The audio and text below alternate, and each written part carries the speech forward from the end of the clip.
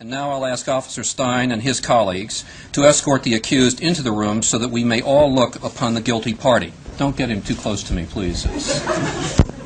In the alien costume, the governor's chief of staff. Now, this just goes to show that you guys are entirely too serious. UFO enthusiasts were not amused, especially since the governor was believed to have seen nothing. But now he's coming out. The lights were really brilliant, and it was just fascinating. I mean, it was enormous. It just felt otherworldly. If you had been here 10 years ago and standing out here and looking up there at the lights and the view, you would have been astounded. You would have been amazed. And I suspect that unless the Defense Department proves us otherwise, that it was probably some form of an alien spacecraft. So why didn't he say anything then? Partly, he says, because he didn't want people to panic. I think as a public figure you have to be very careful about what you say, because people can have pretty emotional reactions, and I said my goal wasn't to try to stir the pot. Governor Simonton says he did tell his family, friends, and staff about what he saw early on.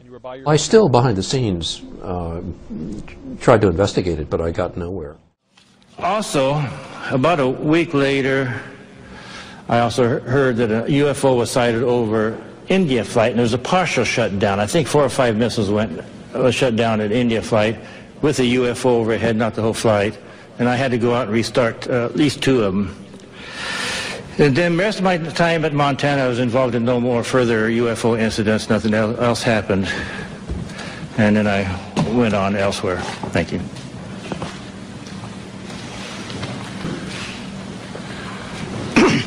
Good afternoon. My name is Charles I. Halt. I retired from the U.S. Air Force in 1991 as a colonel.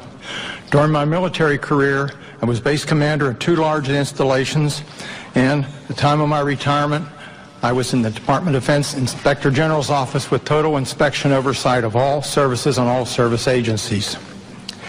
In December 1980, early in the morning, several of our security policemen discovered strange lights in the forest in East Anglia, just outside the back gate of RAF Woodbridge. 3 patrolmen, Sergeant Peniston, Airman Burroughs, and Airman Cabanasac, actually were dispatched into the forest and approached a craft. They reported it being triangular, approximately 3 meters on a side, dark metallic in appearance with strange markings. They observed it for a period of time, and it very quickly and silently vanished at high speed. Initially, I was not aware of all the details. I was only told of strange lights, and I was sure there was a logical explanation. 2 nights later, at the family Christmas party, we were interrupted.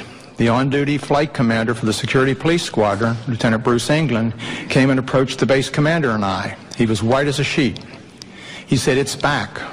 We said, "What's back?" He said, "The UFO." Well, we still were, I should say, non-believers at that point. Since my boss had to do the presentations, I was tasked, unfortunately, to investigate. So I went home and changed clothes. I really expected to find a logical explanation. I took several security policemen with me, a disaster preparedness NCO who took an APN-27, a Geiger counter, and a camera. I also had my small cassette recorder I carried everywhere when I was on duty. I was taken to the supposed site. We found indentations approximately 1.5 inches deep, approximately 6 to 8 feet on a side, and radiation of 8 to 9 times normal background radiation. Not enough to be dangerous to somebody, but significant. We also found broken branches on the trees. While we were milling around trying to make sense of the whole thing, one of the individuals with me suddenly spotted something. Off through the forest was a bright, glowing object. The best way I can describe it, it looked like an eye. It was bright red with a dark center. It appeared to be winking. It would sort of wink. It was shedding something like molten metal. It was dripping off it. It silently moved through the trees, avoiding any contact. It bobbed up and down, and at one point it actually approached us. We tried to get closer. It receded out into the field, beyond the forest, and silently exploded into 5 white objects. Gone. So we went out into the field looking for any evidence, because something had apparently been falling off it, and we found nothing. But while we were searching around in the field, one One of the people with me noticed some objects in the sky to the north. There were 3 or 4 objects in the north, brightly colored, changing from elliptical to round, and moving at very high speed and sharp angular movements as though they were doing a grid search. While we were watching them, somebody else noticed to the south there were 2 objects just sort of hovering in the sky. One object approached us at very high speed, best guess is 3,000 to 5,000 feet, somewhere in that neighborhood, stopped directly overhead and sent down a concentrated beam at our feet. It was about 1 foot in diameter. The best way I can equate it is sort of a laser beam. We stood there in awe. Was this a warning? Was this an attempt to communicate? Was this a weapon? Or just a probe? Just as suddenly as it appeared, click, it disappeared. Mr. Ford, what about flying saucers? You've had some in Michigan in the past week. Do you really believe in flying saucers? You've called for a congressional investigation. Dave, we've had several incidents in Michigan in the last week, incidents that many reliable, good citizens felt were sufficient to justify some action by our government, and not the kind of flippant answer that was given by the Air Force where they passed it off as a swamp gas. The Congress should investigate the rash of reported sightings of unidentified flying objects in southern Michigan and other parts of the country. I think it's time to open the books on questions that have remained in the dark, on the question of government investigations of UFOs. It's time to find out what the truth really is that's out there. We ought to do it really because it's right. We ought to do it because the American people, quite frankly, can handle the truth. And we ought to do it because it's the law. One case comes to mind, a pilot and 3 passengers, 2 of whom were pilots themselves, were flying from southern Florida up to North Carolina at night in a twin-engine propeller plane. And Willie Smith did the analysis with Dr. Hynek years ago. The 2 of them interviewed the pilot. Well, they had electromagnetic problems with their VOR, which is part of the in-flight navigation system, such that it was drifting them farther and farther out to sea. They were over the Atlantic Ocean at the time. They were about 10 miles off the coast of Florida. And they could keep the land in sight, but there was not much traffic, and the air was as reasonable and so forth, smooth. Well, that's the first part of the story, that they're drifting more and more. So air traffic control, I think in Atlanta, calls them and says, where are you going? Correct your flight path 10 degrees left, get back to land, so to speak, because you're drifting further and further. And they check their VOR and find that it's correct, that it's reading correctly, even though the radar from the ground tells them they're in the wrong place, more and more. Well, this happens twice. They have 2 corrections in flight over about a 40-minute period. Well, at one point, off to the east of them in the dark night sky, they see a light coming towards them, and it's fairly fast, it's fairly bright. They think it's an airplane. So he flashes his landing lights, which is standard operating procedure, right? Just to signal they see you, because you don't want to have any collision, of course. The object comes towards them on a bearing about 40 degrees, about the 2 o'clock position, roughly, relative to their heading. It comes down to their altitude, and the witnesses claim that this was a triangle, an equilateral triangle, whose sides were vertical, if you can think of that. So it isn't a thin triangle, it's a thick triangle, about 6 stories high, what's that, 60 feet, 70 feet thick, and at least, I forget that the estimate was hundreds of feet side to side to side on the 3 sides, and a triangular opening in the middle. And the pilot said it was such a huge opening that he was contemplating flying through the middle of this thing to avoid it. The object comes to an instantaneous stop at some unknown distance, where they don't know how far away it was, and reverses 180 degrees and goes off as it has come at a high speed until it's out of sight. Well, as interesting as that case is, that's a non-aerodynamic vehicle as far as I'm concerned. It's not ball lightning. It's not birds. It's not a balloon, for lots of reasons. It's not stealth technology, because you'd never build anything that's stealth that way. We don't know its propulsion. It did not produce a shock wave. In that case, there were no electromagnetic effects as it was near the airplane. Perhaps the earlier effects, we don't know. It had very bright round lights, like headlights, along this 60-foot high front facing it. It flew front forward, by the way, not point forward.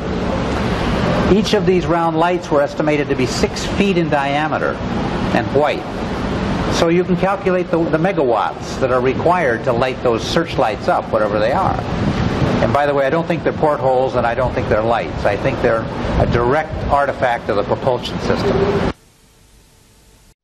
You've been a professional pilot for 20 years. You've flown thousands of flights. You're putting your reputation on the line here, so you must truly believe what you saw was very real. In my years of experience, I've never seen anything like this. And frankly, I'll be perfectly happy not to ever again. It's a pretty chilling thing. And from my first sighting of it, which was initially maybe around 50 miles away, perhaps 40 miles away from the actual object, it appeared to be fairly small, but it must have been pretty huge. It must have been very, very much larger than I thought it was originally. I told air traffic control that they asked me for a size, approximately. I said about the size of a 737, perhaps twice the size. But in reflection, seeing this object from about 40 miles away, it must have been very, very much bigger than that. Perhaps, maybe a mile across, perhaps. Were you scared? I wasn't too happy, put it that way. I was quite glad to get on the ground and have a cup of tea. So this appeared as a solid object. Using this pad, could you actually draw for me what you saw? Well, getting closer to it, through the binoculars, I could see a sort of a shape very much like this, extremely pointed, very long and thin, and it should be slightly thinner than that, but this area, about 2/3 away along the fuselage, was pretty dark. This was very brilliant yellow, very golden yellow, and very dark in this area. Now what's particularly interesting about this case is that not only did you see it, but your passengers saw it, and indeed radar picked it up. Can you tell me about that? As I understand it, there was a plot taken on the Jersey radar to be a couple of miles south of the Casquettes Lighthouse, and another aircraft also flying in the vicinity from the Isle of Man into Guernsey, I believe, saw a similar sort of thing. Would you mind showing us on a chart exactly your course and where you saw these two UFOs? No problem at all. The position of the first one would have been about here, just south of the Casquettes, which according to radar. And the position of the second one in relation to that one was probably around here somewhere, very close to Guernsey, I would have imagined. Jersey Air Traffic Control confirmed their radar picked up some activity in the area, but say the data can't be taken as evidence of a UFO's presence. If I was president, and I won't be, let's be honest, the first thing I would do after putting my hand on that Bible and taking that oath to serve the country is I wouldn't even probably finish the oath. I would run to the White House. I'd demand to see all the classified files on the UFOs. Because I want to know. I'd want to know what has been going on. Did you do that? Sort of. Sort of. Yeah, we had, I think it was at the beginning of my second term, we had the anniversary of Roswell. You waited that long? I did. Wow. Well, I didn't. And then there's also Area 51. You remember there was a great sci-fi movie where there was an alien kept deep under the ground in Area 51? So first I had people go look at the records on Area 51 to make sure there was no alien down there. And people thought that because everybody who works there has to stop about an hour away and put on special clothing and then drive in and out. And that's because a lot of our stealth technology is made there. We know that now, but there are no aliens there. So then when the Roswell thing came up, I knew we'd get, gazillions of letters. So I had all the Roswell papers reviewed, everything. If you saw that there were aliens there, would you tell us? Yeah. You would? I would. Well, I think, look, what do we know? We know now we live in an ever-expanding universe. We know that there are billions of stars and planets literally out there, and the universe is getting bigger. We know from our fancy telescopes that just in the last 2 years, more than 20 planets have been identified outside our solar system that seem to be far enough away from their suns and dense enough that they might be able to support some form of life. So it makes it increasingly less likely that we're alone. Oh, you're trying to give me a hint that there are aliens.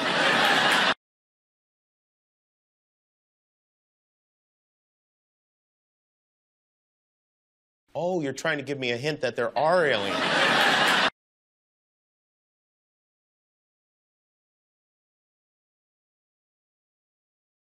No, I'm trying to tell you I don't know. Oh.